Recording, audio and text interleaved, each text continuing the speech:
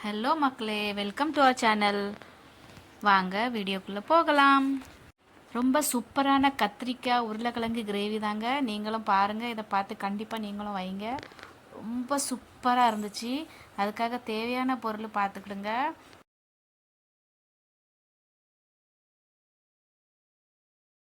சரி, இப்போ நம்ம ஒரு பாத்திரத்தில் ஒரு ஸ்பூன் எண்ணெய் எடுத்துக்கலாம். கொஞ்சமாக பெருஞ்சீரகம் எடுத்துக்கிடலாம். பொரியட்டும். ஒரு 10 பல்லு பூண்டு எடுத்துக்கிடலாம். கொஞ்சமாக இஞ்சி துண்டு எடுத்துக்கிடலாம்.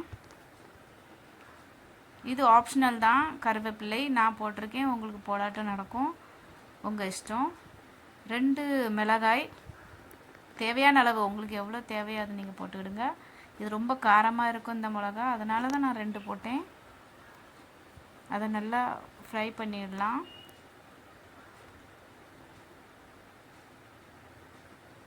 பொடி வெங்காயம் ஒரு குத்தளவு போட்டுக்கிடுங்க, ஒரு கையளவு. பொடி வெங்காயம் யூஸ் பண்ணுங்கள், அப்போ தான் ரொம்ப டேஸ்டியாக இருக்கும். இது நல்லா ஃப்ரை ஆகட்டும், கொஞ்சம் நிறம் மாறட்டும், அதனால் ஃப்ரை பண்ணிகிட்ருக்கேன் நான்.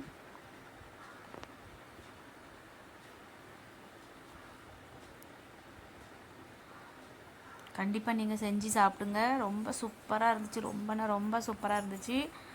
கொஞ்சமாக துருவின தேங்காய் போட்டுக்கிடலாம்.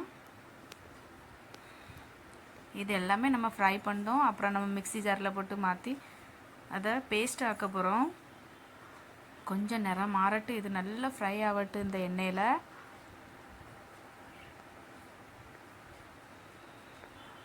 அப்புறம் கொஞ்சமாக நம்ம மல்லி இலை போட்டுக்கிடலாம். இது போட்டால் இன்னும் நல்லா மணமாக இருக்கும், அதனால் ரொம்ப சூப்பராக இருந்துச்சு. நீங்கள் வச்சு பாருங்கள். கொஞ்சம் டிஃப்ரெண்ட் மெத்தட் தாங்க இது. இது நல்லா ஃப்ரை ஆகட்டும் நல்லா எண்ணெயில். அப்புறம் நம்ம தக்காளி சேர்த்துக்கலாம்.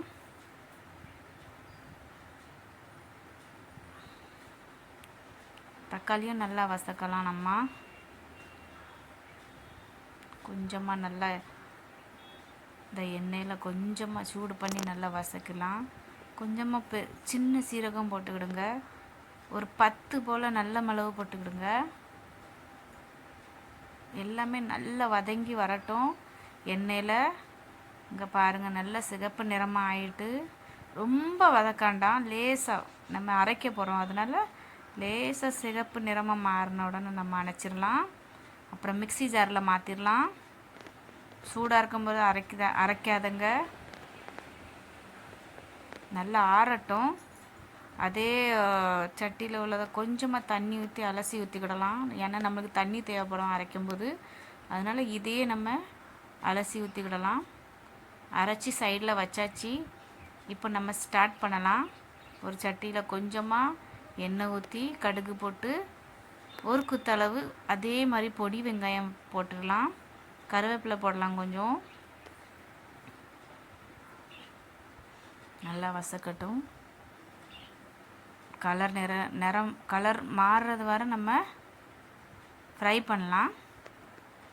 அப்புறம் கத்திரிக்காயும் உருளைக்கிழங்காவும் நான் பொடிசாக வெட்டி வச்சுருக்கேன், அதை இதில் போட்டுடலாம். எண்ணெயில் நல்லா வதக்கலாம். கொஞ்சம் நிறம் மாறுறது வரை வதக்குங்க. அது கொஞ்சமாக மாறும். கொஞ்சமாக உப்பு போட்டுக்கிடுங்க, சீக்கிரமாகவே ஆயிரும். அதனால தான் நான் கொஞ்சம் உப்பு போட்டுக்கிட்டேன் ஸ்டார்டிங்லேயே. அப்புறம் புளியை கொஞ்சமாக 2 கொட்டை அளவு புளியை எடுத்து நனைய வச்சுக்கிடுங்க, முதலையே தேவைப்படும். அப்புறம் இது அரைச்ச மசாலாவை நம்ம மாற்றிடலாம் இதில் சட்டியில்.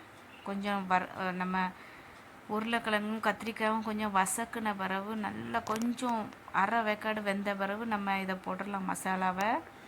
அப்புறம் தேவையான அளவு கொஞ்சம் ரெட் சில்லி பவுடர் போட்டுருங்க, அதாவது மிளகாய் தூள் போட்டுக்கிடுங்க.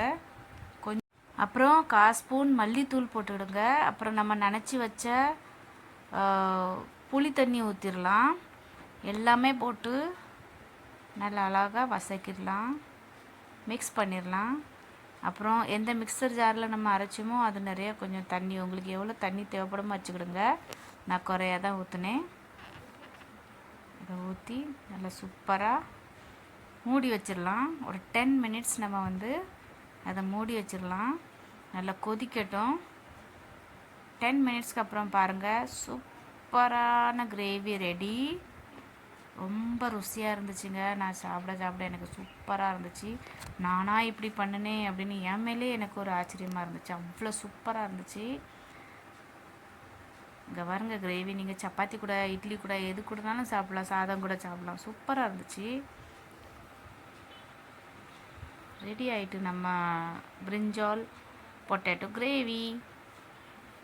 அப்புறம் கொஞ்சமாக நம்ம மணத்துக்காக இது மல்லி இலையை போட்டுக்கிடலாம் கொஞ்சம். அவ்வளோதாங்க, நம்ம கறி ரெடி ஆயாச்சு. கேஸ் ஆஃப் பண்ணிடலாம்.